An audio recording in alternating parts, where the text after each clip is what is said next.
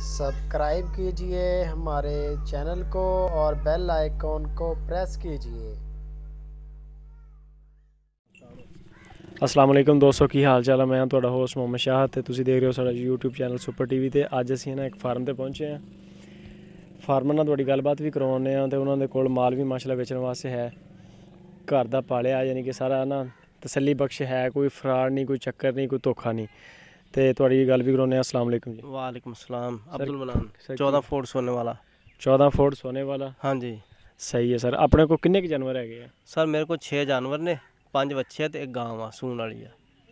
सही है जी। 5 बच्चे 5 बच्चे ते एक गां। एक गां। हाँ जी। ये सारा विकाऊ हैगा? नहीं सारा नहीं, विचों कुछ बेचने वाला कुछ नहीं। अच्छा सर, कैमरामैन साहब इधर थोड़ा आगे आ जाओ। तो अब्दुल मनान साहब उन्होंने इन्होंने को माशाल्लाह छोटे छोटे बच्चे भी है। तो आ जेड़ा बेचना वा? हाँ जी, ए बेचना वा बिल्कुल। ए बच्चा जानवर बेचना है। नस्ल केड़ी है सर अपनी? ये नस्ल धन्नी दा बच्चा जी। धन्नी दा बच्चा रेडी दा हाली है माशाल्लाह। ते मूंह खीरा बिल्कुल, दोंदा नहीं हले होया। अच्छा, दोंदा नहीं होया ते मूंह खीरा? खीरा है हाँ जी, खीरा बच्चा है, दोंदा नहीं होया, रेडी दा हाली है। ते की डिमांड शमांड की है? डिमांड ਇਹਦੀ 40,000 रुपया। कोई फाइनल? हाँ जी फाइनल आ बिल्कुल। ਇਹ ਸਰ ਅਸੀਂ ਅਸਲ ਦੇ ਵਿੱਚ ਮਾਲ ਸਾਰਾ ਤੁਹਾਡਾ ਆਨਲਾਈਨ ਹੀ ਵੇਚਾਂਗੇ ਇਨਸ਼ਾਅੱਲਾ। ਜਿਹੜਾ ਵੀ ਹੋਏਗਾ ਇਹਦੇ 'ਚ ਤੁਸੀਂ ਰੇਟ ਸਾਡੇ ਕੋਲ ਮੰਗਣਾ ਜਿਹੜਾ ਮੁਨਾਸਬ, ਅਗਲੇ ਬੰਦੇ ਨਾਲ ਮਹਿੰਗਾ ਵੀ ਨਾ ਹੋਵੇ। ਨਹੀਂ ਔਰ ਜੋ ਆਪਾਂ ਦਿਖਾਣਾ ਉਹੀ ਵੇਚਣਾ। ਇਹ ਮਾਸ਼ਾਅੱਲਾ ਇਹਦੇ 'ਚ ਥੋੜਾ ਮੋਟਾ ਹੁੰਦਾ ਨਾ। ਇੱਧਰ ਥੋੜਾ ਨਜ਼ਦੀਕ ਆ ਜੋ ਕੈਮਰਾਮੈਨ ਸਾਹਿਬ, ਇੱਧਰ ਕੋਲ ਆ ਕੇ ਦਿਖਾਓ। ਅਸੀਲ ਬੱਚਾ ਬਿਲਕੁਲ। ਰੇੜੀ ਦਾ ਵੀ ਹਾਲੀ ਆ? ਰੇੜੀ ਦਾ ਹਾਲੀ ਅਸੀਲ ਬੱਚਾ ਹੈ। ਅਗਰ ਇਹ ਮੋਟਾ ਥੋੜਾ ਹੁੰਦਾ 45,000 ਦਾ ਬੱਚਾ ਸੀਗਾ, ਲੇਕਿਨ ਥੋੜਾ ਲਿੱਸਾ ਕਰਕੇ 40,000 ਦੇ ਵੇਚਣ ਲੱਗੇ ਆ।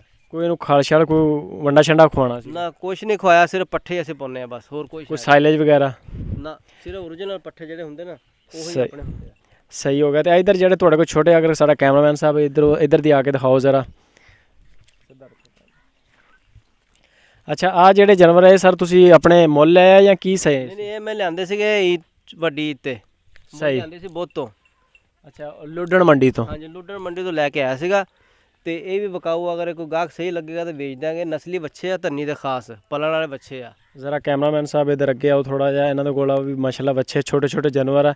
ਇਹ ਸਰ ਕੀ ਡਿਮਾਂਡ ਹੈ ਇਹਨਾਂ ਦੀ? ਕੀ ਤੁਹਾਡਾ ਇੱਕ ਰੇਟ ਦੱਸਣਾ, ਯਾਨੀ ਕਿ ਜਿਹੜਾ ਲੈਣ ਵਾਲੇ ਨੂੰ ਵੀ ਮਹਿੰਗਾ ਨਾ ਹੋਵੇ ਤੇ ਤੁਹਾਨੂੰ ਵੀ ਮੁਨਾਸਬ ਪੈਸੇ ਬਚ ਜਾਣ। ਹਾਂਜੀ ਹਾਂਜੀ।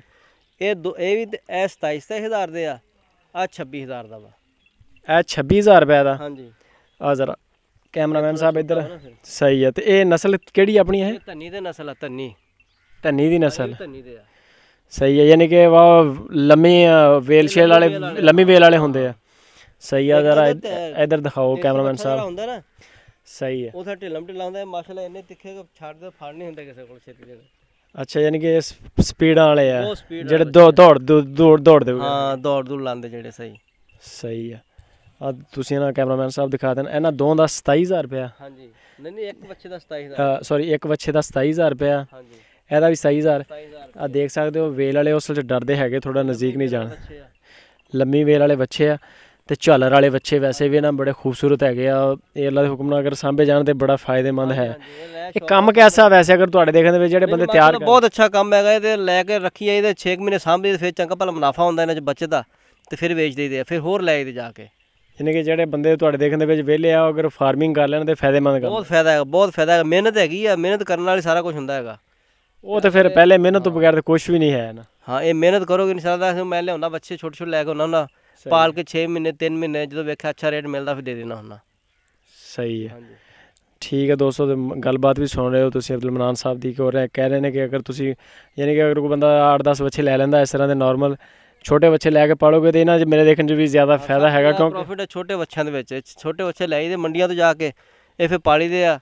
ਠੀਕ ਆ, ਪਾਲਣ ਤੋਂ ਬਾਅਦ ਫਿਰ ਜੋ ਵੇਖਿਆ ਗਵਾ ਵੱਡੇ ਹੋ ਗਿਆ, ਫਿਰ ਆਪਣਾ ਕੋਈ ਰੋਜ਼ੀ ਦੇ ਜਾਂਦੇ ਚੰਗੀ ਭਲੀ। ਠੀਕ ਹੋ ਗਿਆ। ਠੀਕ ਹੈ ਜੀ ਦੋਸਤੋ, ਤੁਸੀਂ ਇਹ ਨਾ ਸਾਡੇ ਚੈਨਲ ਨੂੰ ਸਬਸਕ੍ਰਾਈਬ ਕਰੋ। ਤੇ ਮੈਂ ਅਬਦੁਲ ਮਨਾਨ ਸਾਹਿਬ ਉਹਨਾਂ ਦਾ ਨੰਬਰ ਜਿਹੜਾ ਉਹ ਮੇਰੇ ਨਾਲ ਰਾਬਤਾ ਕਰ ਲੈਣਾ। ਮੈਂ ਡਿਸਕ੍ਰਿਪਸ਼ਨ 'ਚ ਆਪਣਾ ਨੰਬਰ ਦਾਂਗਾ ਤੇ ਤੁਸੀਂ ਰਾਬਤਾ ਕਰ ਲੈਣਾ ਤੇ ਅਸੀਂ ਇਨਸ਼ਾਅੱਲਾ ਤੁਹਾਨੂੰ ਇਹਨਾਂ ਨਾਲ ਮਿਲਾ ਦਿਆਂਗੇ। ਜਿੱਦਾਂ ਵੀ ਤੁਸੀਂ ਕਹੋਗੇ ਅਸੀਂ ਤੁਹਾਨੂੰ ਇਨਸ਼ਾਅੱਲਾ ਮਾਲ ਹੈ ਜਿਹੜਾ ਨਾ ਇਹ ਹੋਮ ਡਿਲੀਵਰੀ ਆਏਗੀ ਇਨਸ਼ਾਅੱਲਾ ਘਰ ਤੱਕ। ਠੀਕ ਹੈ ਜੀ, ਓਕੇ, ਮਿਲਦੇ ਹਾਂ ਫਿਰ ਨੈਕਸਟ ਵੀਡੀਓ 'ਚ।